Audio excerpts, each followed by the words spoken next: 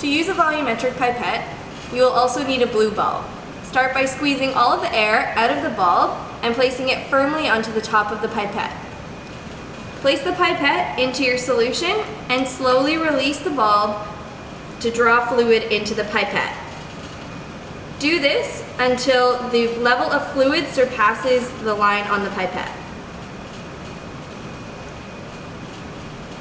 Then release the bulb and place your thumb or index finger onto the top of the pipette.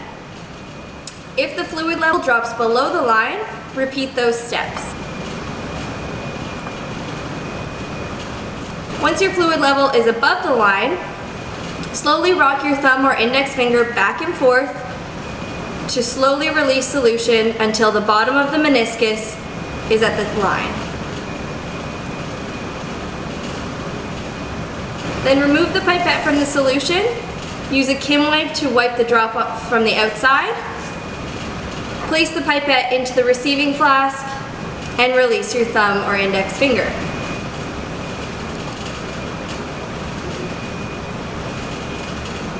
Some solution will remain in the bottom of the pipette. Just leave it in there, it doesn't need to go into your solution.